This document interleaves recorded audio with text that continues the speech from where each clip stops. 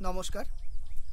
আজকে আমার আলোচনার বিষয় শঙ্খ ঘোষের বাবরের প্রার্থনা, সময়ের অভিঘাত। একটা কবিতা কোন মুহূর্ত থেকে জন্ম নেয়, আর সেই কবিতা কোন মুহূর্তে পাঠককে পৌঁছে দেয়, এই দুটো দুই মেরুর জিনিস।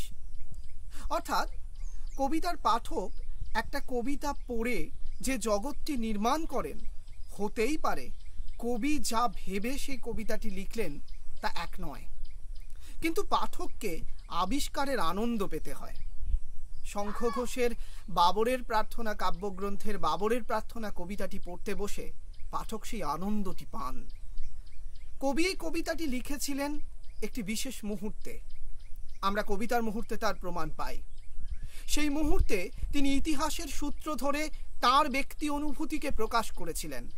আর পাঠক আজও একবিংশ শতাব্দীর এই অন্ধকারাচ্ছন্ন সময়ে বসেও, অন্ধকার কারণ আমরা চারিদিকে যা ঘটতে দেখছি তাতে তো স্বপ্ন দেখতে পারছি না, এক নতুন প্রজন্মের কথা ভাবতে গেলে আমরা শিউরে উঠছি।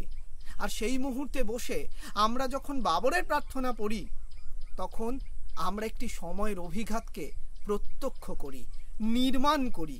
আর সেজন্যই এই কবিতাটি আজও সমানভাবে প্রাসঙ্গিক। একটা কবিতা তখনই সবচেয়ে উৎকৃষ্ট কবিতা হয় যখন সে সময়ের দাবিকে অতিক্রম করে এক নতুন সময়কে জন্ম দিতে পারে। বাবরের প্রার্থনা সেই সময় অতিক্রমী একটি কবিতা। এই কবিতাটি পড়ার ক্ষেত্রে আমরা কতকগুলি পন্থা বা পদ্ধতি নিতে পারি, যার একটি অন্যতম হলো কবিতার জন্মকথা এবং কবিতার মধ্যে জন্ম দেওয়া সেই উৎসমুখ। অর্থাৎ একদিকে কবিতাটি কোথা থেকে জন্ম হলো বা কেন জন্ম হলো তার কথা আলোচনা করব, আর অন্যদিকে কবিতার ভেতর দিয়ে আমরা পৌঁছে যাব সেই অনন্য জগতে যেখানে এক প্রজন্ম প্রার্থনা করে আর এক প্রজন্মের কাছে। এবার সে আলোচনায় প্রবেশ করতে পারি আমরা। এবার আমরা বাবরের প্রার্থনা কবিতা সম্পর্কিত কিছু তথ্য জানব। বাবরের প্রার্থনা কাব্যগ্রন্থটি প্রকাশিত হয়েছিল 1974 সালে। এই কাব্যগ্রন্থের 15 নম্বর কবিতা ছিল নাম কবিতা বাবরের প্রার্থনা। মোট 47টি কবিতা নিয়ে এই কাব্যগ্রন্থটি প্রকাশিত হয়। মূল কাব্যগ্রন্থটাকে 3টে অংশে ভাগ করা আছে। প্রথম অংশ মণিকর্ণিকা, মাঝের অংশ ঘর এবং শেষের অংশ হাতেম তাই। বাবরের প্রার্থনা এই কবিতাটি মণিকর্ণিকা অংশের কবিতা। এটা তো গেল তথ্য, কিন্তু এই কবিতার নামটা খেয়াল করলেই আমাদের কেন জানি না মনে হয় বোধহয় ইতিহাসকে আশ্রয় করে এই কবিতাটি লিখছেন শঙ্খবাবু। কিন্তু সত্যি কি ইতিহাস আছে? যদি কবিতাটিকে ভালো করে পড়ি তাহলে কোথাও বাবর হয়ে ওঠেন প্রতীকী চরিত্র। আসলে বাবরের নামের আড়ালে রয়ে গেছে শঙ্খ ঘোষের সময়ের কথকথা।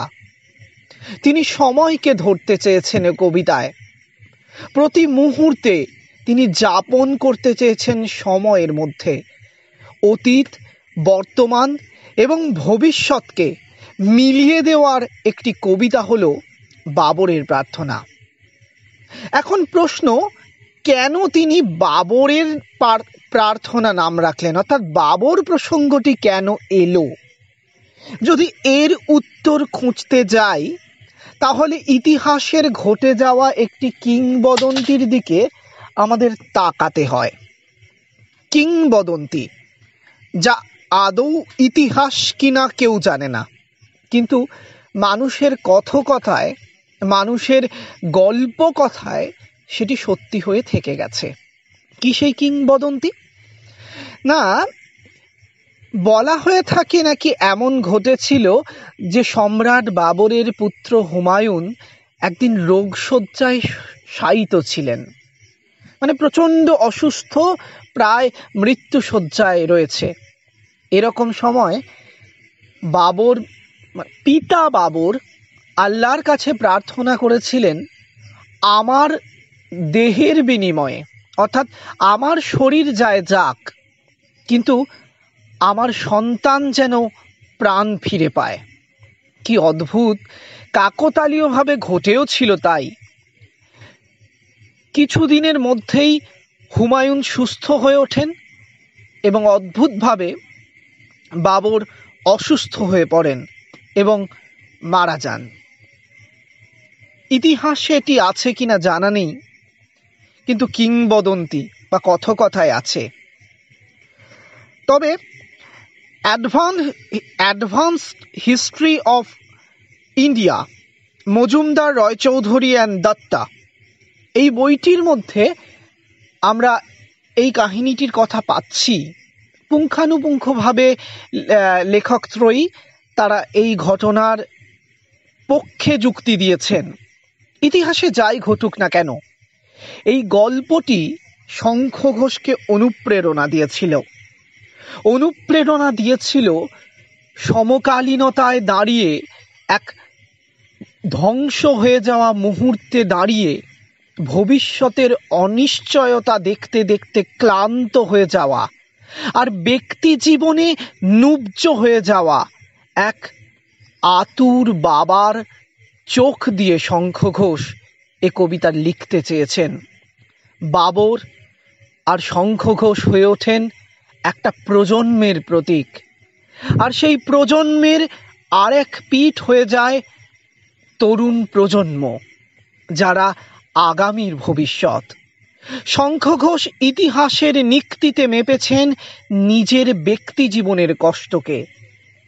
এ কবিতার উৎস মুহূর্তকে তিনি অসাধারণভাবে ধরেছেন কবিতার মুহূর্ত গ্রন্থটির মধ্যে। কবিতার মুহূর্ত সম্বন্ধে বলতে গেলে বলতে হয় শঙ্খ ঘোষের কবিতার জন্ম কাহিনী এই বইটির মধ্যে প্রবলভাবে বর্তমান। সেই কবিতার মুহূর্তে কি বলেছিলেন শঙ্খ ঘোষ একবার দেখে নেওয়া যাক। লিখছেন, শেষ হয়ে আসছে 1947। বড় মেয়েটি বেশ অসুস্থ তখন। ডাক্তারেরা ভালো ধরতে পারছেন না রোগটা ঠিক কোথায়।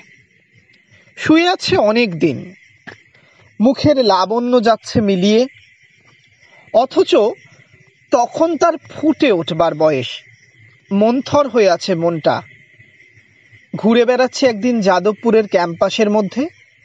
দিনের ক্লাস আর সন্ধ্যার ক্লাসের সন্ধিমুখে মাঝখানে অনিশ্চিত ফাঁকা বিকেল। বন্ধুরা কেউ সঙ্গে নেই সেদিন।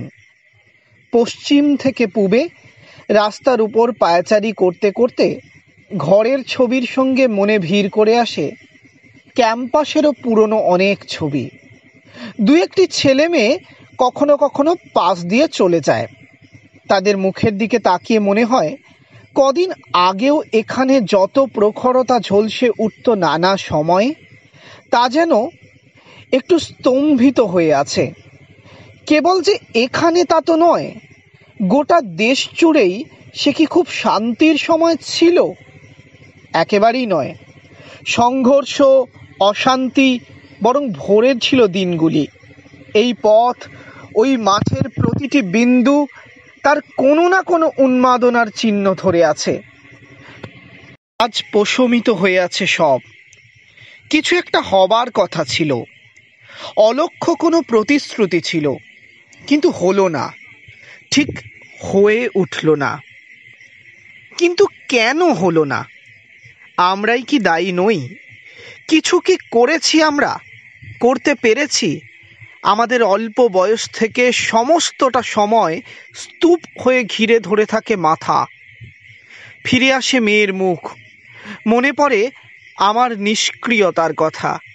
তাকিয়ে দেখি কলেজ প্রাঙ্গণ ফাঁকা। হাঁটতে হাঁটতে পূবের শেষ প্রান্তে গিয়ে পশ্চিম মুখে ফিরছি আবার। চোখ পড়ে আকাশে। সূর্য আড়াল হয়ে যাবে অল্প পরেই। হঠাৎ তখন মনে হলো মাটির উপর জানু পেতে বসে পড়ি একেবারে এই সূর্যের সামনে। কেউ তো নেই কোথাও, যেন সমস্ত শরীর ভরে উদ্গত হয়ে উঠতে চায় অতল থেকে কোনো প্রার্থনা। সকলের জন্য মনে এলো নামাজের ছবি। আর সঙ্গে সঙ্গে মনে এলো ইতিহাসের পুরনো সেই গল্প, রুগ্ন হুমায়ুনকে ঘিরে ঘিরে বাবরের প্রার্থনা। মন্থরতার ভেতর থেকে তখন উঠে আসতে চায় কতকগুলি শব্দ, এই তো জানু পেতে, এই তো জানু পেতে। পথ ছেড়ে দ্রুত উঠে এসে আমি সিঁড়ি বেয়ে 3 তলার ঘরে যাই। দিন আর রাত্রির মাঝখানে অল্প সময়ের জন্য পরিত্যক্ত করিডোর, তার শেষ প্রান্তে আচ্ছন্ন একলা ঘর। টেবিলের সামনে এসে বসি, মনে হয় একটা লেখা হবে। এখান পর্যন্তই লিখেছেন শঙ্খ ঘোষ। জন্ম নিল বাবরের প্রার্থনা কবিতা। বাংলা কবিতার বর্তমান প্রজন্মের অভিভাবক তিনি। আজ যখন সাম্প্রতিক সময়ের বিভীষিকাময় চেহারা আমাদের চারিদিকে প্রতিদিন ধরা দিচ্ছে, এক অনাগত অন্ধকার যখন আমাদের কুড়ে কুড়ে খাচ্ছে, তখন খুব স্বাভাবিকভাবেই আমাদের মনের মধ্যে জেগে ওঠে বাবরেরই মতো প্রার্থনা। কবি শঙ্খ ঘোষের প্রতিটি উচ্চারণ যেন আমাদের জীবনের বাস্তবতাকেই ছুঁয়ে ছুঁয়ে চলে যায়। এবার কবিতার মধ্যে প্রবেশ করে দেখব শঙ্খ ঘোষ সেই কবিতায় কিভাবে সমস্ত জীবনকে, একটা মানবিকতার ভাবনাকে বিন্যস্ত করেছেন। এ প্রসঙ্গে মনে রাখা দরকার, তিনি কবিতাটি লিখছেন 1974 সালে। ভারতবর্ষ তখন সমস্ত দিক থেকে অসুস্থ, রাজনৈতিক, অর্থনৈতিক, সামাজিক সমস্ত কিছুতে এক অদ্ভুত স্থবিরতা। মানুষ স্বপ্ন দেখতে ভয় পাচ্ছে, নিরাপত্তাহীনতায় ভুগছে। কিছুদিন আগে শুরু হয়ে গেছে ভয়ঙ্কর সেই নকশাল আন্দোলন।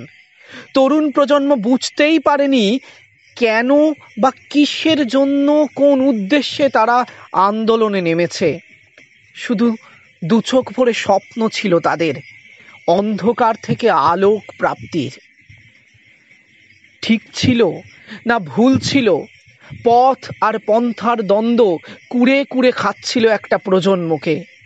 শঙ্খ ঘোষ, শিক্ষক শঙ্খ ঘোষ, পিতা শঙ্খ ঘোষ অদ্ভুতভাবে দেখছিলেন তার পরবর্তী প্রজন্মের চরম অবক্ষয়ী চেহারাটাকে। প্রজন্মের নকশালদের ওপর তখন পুলিশি নির্যাতন ব্যাপক আকার ধারণ করেছে।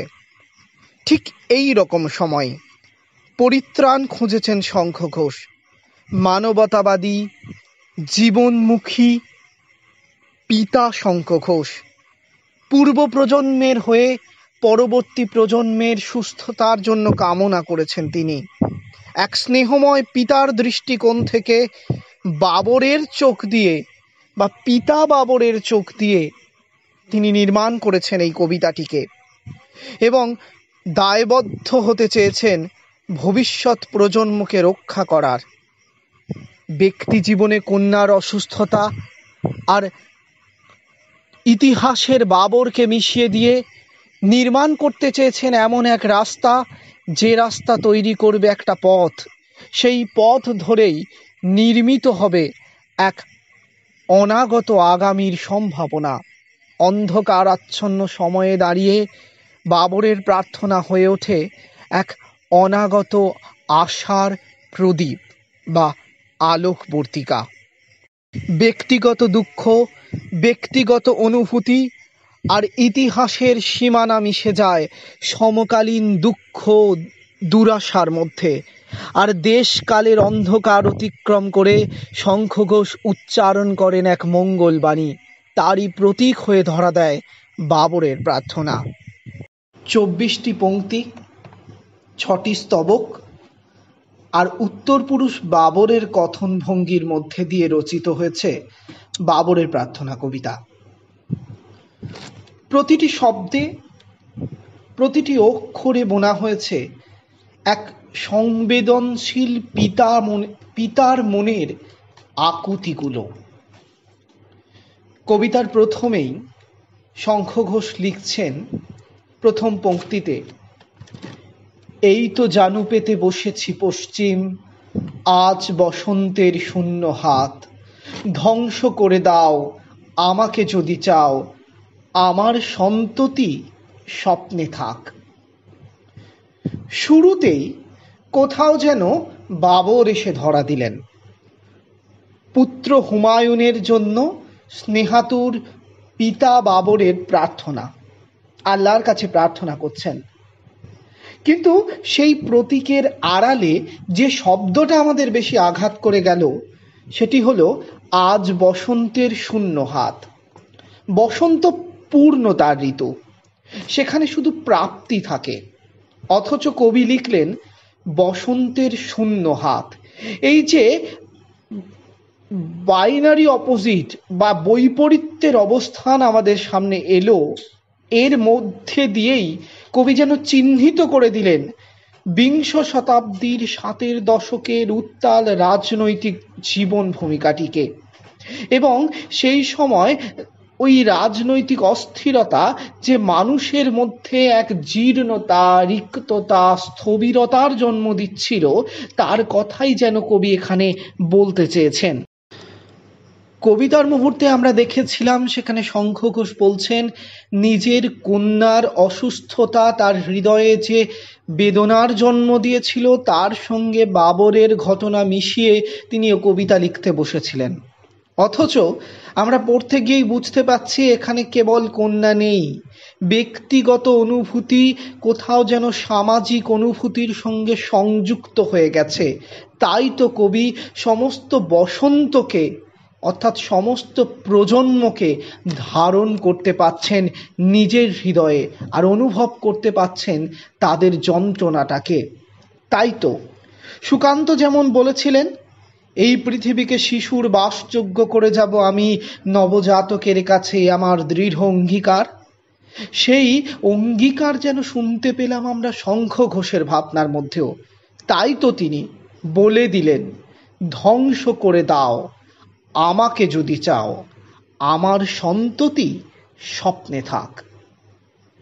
কোথাও যেন তিনি বুঝতে পারছিলেন বসন্ত অর্থাৎ এই প্রজন্ম বোধহয় আর কিছু দিতে পারবে না, কিন্তু তিনি চান, মন থেকে চান এই প্রজন্ম সুস্থ হয়ে উঠুক। আর সেই সুস্থ হয়ে ওঠার জন্য তিনি নিজের জীবনকে বাজি রাখতেও কুণ্ঠাবোধ করেন না। তিনি চাইছেন একটা স্বপ্নময় ভবিষ্যৎ, যে ভবিষ্যতে তরুণ প্রজন্ম বা আগামী প্রজন্ম এগিয়ে যাবে নিজের স্বপ্নকে বোনার জন্য। অথচ তিনি দেখতে পাচ্ছিলেন একটা অন্ধকার বিভীষিকাকে। তাই তো নিজের বিনিময়ে স্বপ্নকে বাঁচিয়ে রাখতে চেয়েছেন কবি।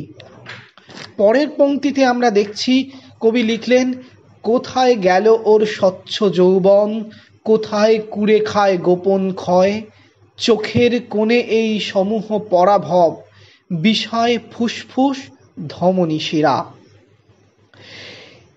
মনে রাখতে হবে এখানে কবি যে যৌবনের অন্তর্হিত হওয়ার কথা বলছেন, অর্থাৎ কোথায় গেল ওর স্বচ্ছ যৌবন, এই যৌবন আসলে সেই মুহূর্তটা, অর্থাৎ ৭০-এর সেই উত্তাল অগ্নিদগ্ধ অস্থিরতার মধ্যে যে তরুণ প্রজন্ম ভুল বা ঠিকের ঠিকানা খুঁজে না পেয়ে বেরিয়ে পড়েছিল স্বপ্ন পূরণের ইচ্ছে নিয়ে, সেই যৌবন বা তারুণ্যকে বোঝাতে চেয়েছেন। আর বলছেন কোথায় কুড়ে খায় গোপন ক্ষয়। এই ক্ষয় আসলে এক ধরনের বিকার, যে বিকার সমস্ত সমাজ জুড়ে হয়েছিল, যে বিকার থেকে উত্তরণের রাস্তা কবিরা খুঁজছিলেন কিন্তু পাচ্ছিলেন না। সময়ের এই দাবিকে, সময়ের এই চেহারাকে ধরতে চেয়েছেন কবি, আর তাই লিখলেন চোখের কোণে এই সমূহ পরাভব, বিষয় ফুসফুস ধমনী শিরা। আসলে তিনি যেন বুঝতে পাচ্ছেন নষ্ট হয়ে যাচ্ছে সময়, নষ্ট হয়ে যাচ্ছে প্রতিটি মানুষের স্বপ্ন, আর একটা প্রজন্মের নষ্ট হয়ে যাওয়ার অর্থই হলো এই দেশের নষ্ট হয়ে যাওয়া, সম্ভাবনার নষ্ট হয়ে যাওয়া। তাই তিনি বলছেন কোথাও যেন সামাজিক ব্যাধির মতো এক না পাওয়া হতাশা, গ্লানি, দুঃখের দুরারোগ্য ব্যাধি কুড়ে কুড়ে খাচ্ছে সমস্ত ধমনী, শিরা, উপশিরা, ফুসফুসকে। অর্থাৎ এক প্রজন্মের অসুস্থতাকে কবি দেখালেন এখানে।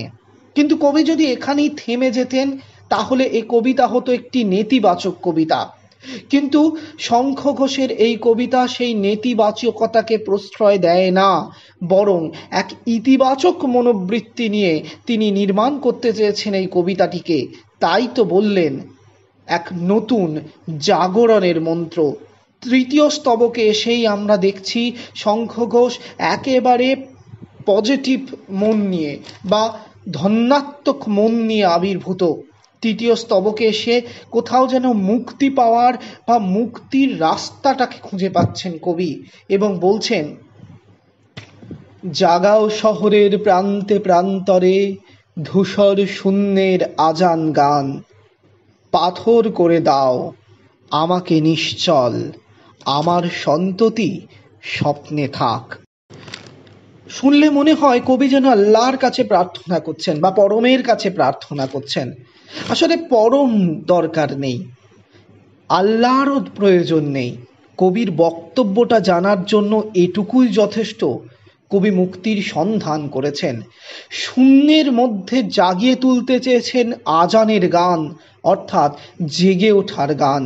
এই শহর মানে প্রাণকেন্দ্র, সেই প্রাণকেন্দ্র যখন শুকিয়ে যায়, সেই শুকিয়ে যাওয়া প্রান্তরে প্রান্তরে তিনি ধূসর শূন্যতার মধ্যে আনতে চেয়েছেন এক মুক্তির গান। জাতি, ধর্ম, বর্ণ নির্বিশেষে এই প্রার্থনা হচ্ছে মানবতার প্রার্থনা। তিনি যেন ধ্যান জ্ঞান করেছেন ভবিষ্যৎ প্রজন্মের সুস্থ থাকাকে। তাই তো ধ্রুবপদের মতো বারবার উচ্চারণ করেন, আমার সন্ততি স্বপ্নে থাক। প্রথমে বলেছিলেন ধ্বংস করে দাও আমাকে যদি চাও, এবার বললেন পাথর করে দাও আমাকে নিশ্চল। সত্যি তো, যে প্রজন্মের ধারক বাহক কবি, সেখানে দাঁড়িয়ে শিক্ষক শঙ্খ ঘোষ, কবি শঙ্খ ঘোষ দেখছেন তার পরবর্তী প্রজন্ম কেবল সময়ের অন্ধকার থেকে মুক্তির পথ খুঁজতে গিয়ে কোন এক অনাগত অন্ধকারে আরও তলিয়ে যাচ্ছে। সেখানে দাঁড়িয়ে মুক্তির কথা ভাবাটাই তো স্বাভাবিক। শঙ্খ ঘোষ সেই মুক্তির কথা ভাবছেন, আর ভাবতে গিয়ে যেন কবির হৃদয় বারবার শিউরে উঠছে। তার পারিবারিক জীবনে মেয়ের অসুস্থতা, ঐতিহাসিক কিংবদন্তির বাবরের পুত্র হুমায়ুনের অসুস্থতা, আর শঙ্খ ঘোষের চোখ দিয়ে সময়ের অসুস্থতা, সব যেন মিলেমিশে একাকার হয়ে যাচ্ছে। আর কবি এই যন্ত্রণা সহ্য করতে না পেরে পাথর চাপা বুকের মতো সমস্ত সত্তাকে পাথর করে দেওয়ার প্রার্থনা করছেন পরমের কাছে। আর এই যে ধ্রুবপদ হয়ে আসা আমার সন্ততি স্বপ্নে থাক, এই শব্দটি বা শব্দবন্ধটি খুব গুরুত্বপূর্ণ। এটা শুনলে আমাদের যেন মনে হয় কবি এক নিরবিচ্ছিন্ন সুখ শান্তির সন্ধান করছেন।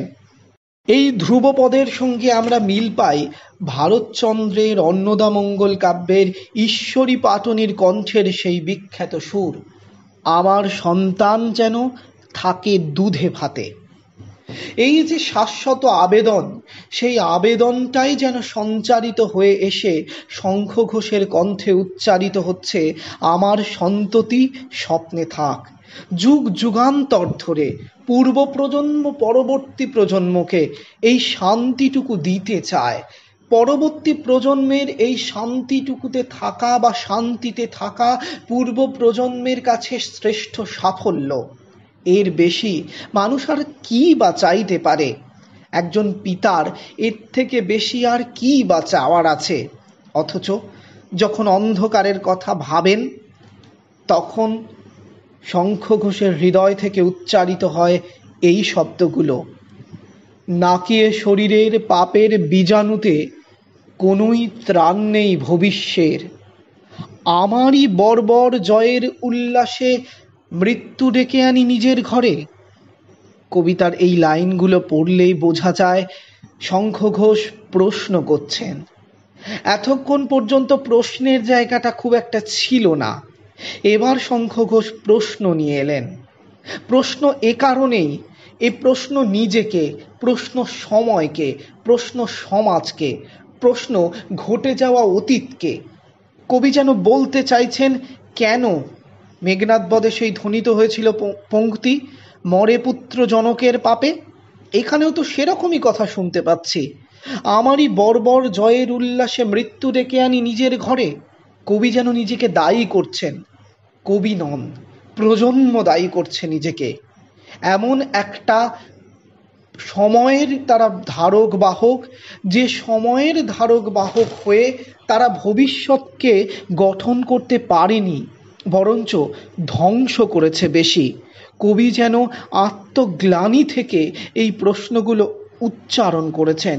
কোথাও যেন মৃত্যু মুখে পতিত হওয়া ভবিষ্যৎ প্রজন্মের এই অদ্ভুত অন্ধকারকে দেখে, আর তারই সঙ্গে তাদের এই নীতিহীন এবং ভ্রান্ত বা পথ খুঁজে না পাওয়া মানসিকতাটাকে, ঠিক নীতিহীন বলা যায় কিনা সন্দেহ বা সংশয় আছে, কিন্তু তারা তো কোনো সঠিক পথ বা দিশা দেখাতে পারেনি, অথচ বেরিয়ে পড়েছিল।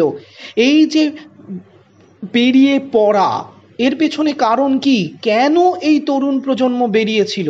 তার সন্ধানে আমরা দেখতে পাই, সময় যখন অন্ধকারে তলিয়ে যায়, সময় যখন তাদের কোনো দাবিকেই পূর্ণতা দিতে পারে না, চাকরি নেই, অর্থ নেই, প্রতিষ্ঠা নেই, সামাজিক কোনো শৃঙ্খলা নেই, নারীর কোনো স্বাধীনতা নেই, বেকারত্বের জ্বালা, পেটের খিদে আর স্বপ্ন পূরণ করতে না পারার যন্ত্রণা নিয়েই তো তারা বেরিয়ে পড়েছিল রাস্তায়, নেমেছিল সংঘর্ষের পথে।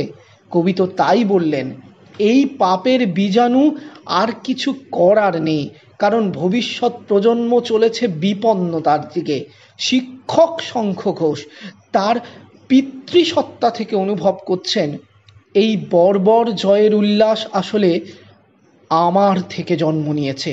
আমি অর্থাৎ পূর্বের কৃতকর্ম, মৃত্যু ডেকে আনি নিজের ঘরে। শঙ্খ ঘোষ স্পষ্ট ভাষায় যেন বলে দিলেন যে আসলে আমরা নিজের পায়েই কুড়ুল মেরেছি। কুড়ুল মেরেছি এই অর্থে, এত বেশি স্বার্থ সিদ্ধি করতে চেয়েছে একটা প্রজন্মের মানুষ, যে ভুলতে বসেছিল পরবর্তী প্রজন্মেরও কিছু প্রাপ্তিযোগ্যতা উচিত। অর্থাৎ এক প্রজন্মের লোভ লালসা আর এক প্রজন্মকে ক্ষতিগ্রস্ত করে দিল। এ কথাই, ঠিক এই কথাগুলোই পরের পংক্তিতে যুক্ত করেছেন শঙ্খ ঘোষ। বলছেন কবিতার ভাষায়, নাকিয়ে প্রাসাদের আলোর ঝলসানি পুড়িয়ে দেয় সব হৃদয়ে হার, এবং শরীরের ভিতরে বাসা গড়ে লক্ষ নির্বোধ পতঙ্গের। আসলে স্পষ্টভাবে, একেবারে স্পষ্টভাবে এই কথাগুলোকে প্রতিষ্ঠা করছেন শঙ্খ ঘোষ। বলছেন কোথাও যেন এখানে শঙ্খ ঘোষের ওই রাজকীয় একটা আভিজাত্যমূলক পরিবেশ রচনার চেষ্টা আছে। রাজকীয়তা কোথায়? রাজ্য লাভ করার জন্য কত মানুষ, মানে রাজ্য মানে ঐশ্বর্য, ঐশ্বর্য লাভ করার জন্য মানুষ তো ছুটে মরে। তার পেছনে ছুটতে ছুটতে মানুষ ভুলে যায় যে সে সমস্তটা যদি নিয়ে নেয়, অর্থাৎ রাজার হস্ত যদি সবটা নিয়ে নেয়, পরের জন্য কি ফেলে রাখবো? কিছু কি রেখে যাব? শুধুই তো অন্ধকার রাখবো। আমি যদি আমার স্বার্থটাকেই চরিতার্থ করি, তাহলে পরবর্তী প্রজন্মের জন্য আর কি বা রেখে যাই? কিন্তু মানুষ যখন লোভের বশবর্তী হয়, তখন আর কিছুই করার থাকে না। এটা ওই পতঙ্গের মতো। পতঙ্গ যেমন আগুন দেখলেই ছুটে যায়, বোঝেই না সে মৃত্যু মুখে পতিত হতে চলেছে, সেরকমই মানুষ একটা বিশেষ সময়ের মানুষ। সে ভাবে আমি এই সময়ে সুখী থাকলেই বোধহয় সবটুকু হয়ে যায়, কিন্তু বোঝে না বোকার মতন সে কাজ করছে। কারণ মানুষের এই সামান্য ভালো থাকা আসলে অনেক বড় অন্ধকারকে ডেকে আনতে পারে। ভবিষ্যতের কথা না ভেবে যখনই কোনো কাজ করা হয়, তা তো আসলে আত্মহত্যারই সামিল। কবিতায় বলছেন যে পুড়িয়ে দেয় সব হৃদয় হার, এবং শরীরের ভেতরে বাসা গড়ে লক্ষ নির্বোধ পতঙ্গের। কোথাও যেন শূন্যতা। আসলে সাধারণ মানুষ, বিপন্ন মানুষ, তাদের অর্থ দিয়ে বা তাদের পরিশ্রম দিয়েই তো একটা বিশেষ শ্রেণী অর্থ করে, লুটতে শুরু করে মানুষকে, অথচ ভুলে যায় কাদের পরিশ্রমের বিনিময়ে তার অর্থ হলো। এই যে ভুলে যাওয়া, এটা মানুষকে একটা অভিশপ্ত প্রজন্মের জন্ম দেয়। বাবরের প্রার্থনা কবিতায় শঙ্খ ঘোষ বাবরকে দিয়ে দেখাচ্ছেন বাবরের যে অনুশোচনা, অর্থাৎ বাবরের কৃতকর্মের ফল ভুগতে হচ্ছে তার পরবর্তী প্রজন্মের হুমায়ুনকে। শঙ্খ ঘোষের যেন মনে হচ্ছে তিনি, অর্থাৎ তার প্রজন্মের কৃতকর্মের বা পাপের ফল ভুগতে হচ্ছে পরবর্তী প্রজন্মকে। সব কি নেবেন? একটা প্রজন্মের সুযোগ সুবিধা সমস্তটাই কি লুঠে নেবেন? শঙ্খ ঘোষের পিতৃহৃদয় জেগে ওঠে এখানে, ঠিক যেমন বাবরের পিতৃহৃদয় জেগে উঠেছিল। শঙ্খ ঘোষের মনে হচ্ছে অনেক ধন সম্পদ, অনেক ঐশ্বর্য পেলেও শেষ পর্যন্ত সব কি পাওয়া হয়, নাকি ভবিষ্যৎ প্রজন্মের জন্য কিছু দিতে পারলে তবেই পাওয়ার সার্থকতা? কবি লিখলেন, আমারই হাতে এত দিয়েছ সম্ভার, জীর্ণ করে ওকে কোথায় নেবে? ধ্বংস করে দাও আমাকে ঈশ্বর, আমার সন্ততি স্বপ্নে থাক। আসলে একজন পিতার কাছে সন্তানই তো শ্রেষ্ঠ সম্পদ।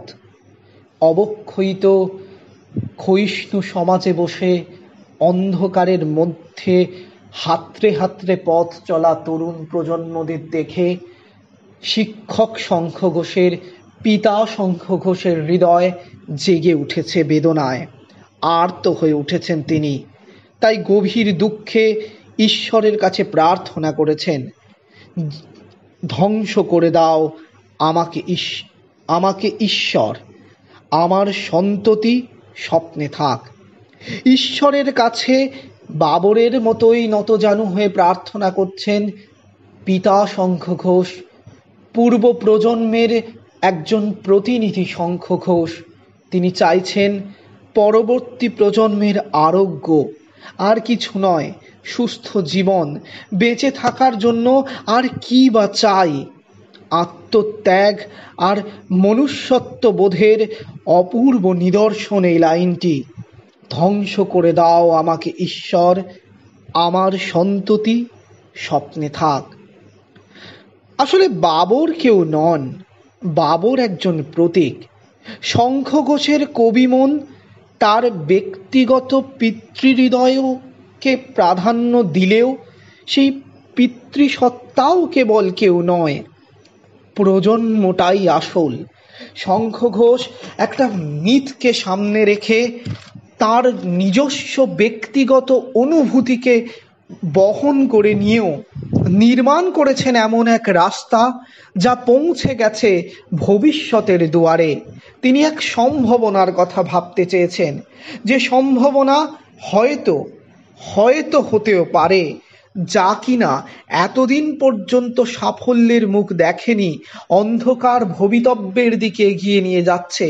সেখান থেকে উত্তরণের রাস্তা খুঁজতে গিয়ে শঙ্খ ঘোষ প্রার্থনাকে ভেবে নিয়েছেন বিকল্প, আর সেই বিকল্প প্রার্থনার মধ্যে দিয়ে তিনি উত্তীর্ণ হতে চেয়েছেন এক আলোকিত ভবিষ্যতের দিকে। কবি বাবরের পিতৃসত্তা হার মানে পুত্র সত্তার কাছে, শঙ্খ ঘোষের পিতৃসত্তা হার মানে ভবিষ্যৎ প্রজন্ম বা পুত্রসম মানুষদের কাছে।